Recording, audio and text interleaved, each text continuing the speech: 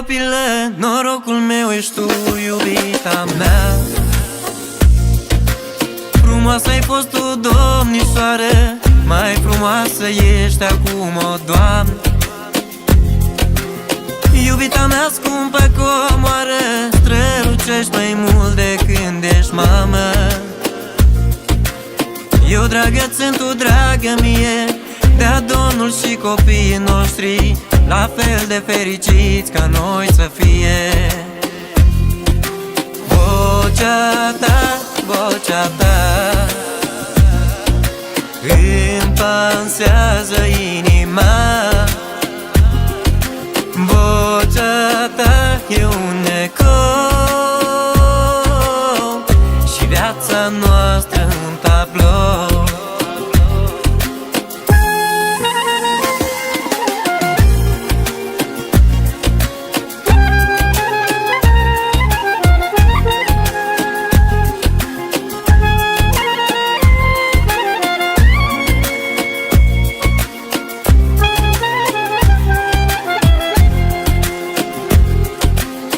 Zile bune lângă tine eu am trăit toată viața mea.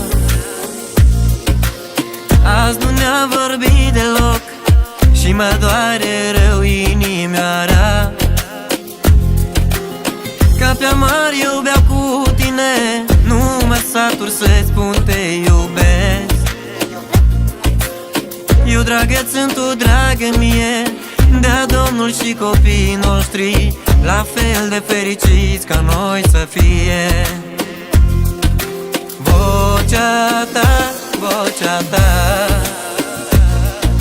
îmi pansează inima. Vocea ta e un ecou și viața noastră un tablou.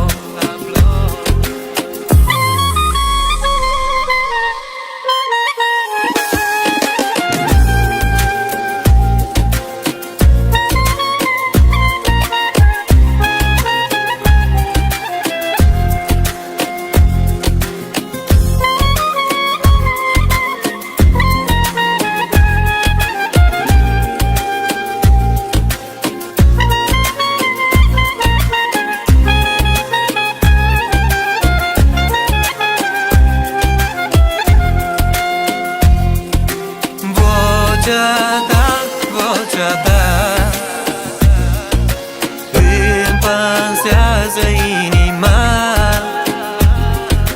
Vocea ta e un ecou și viața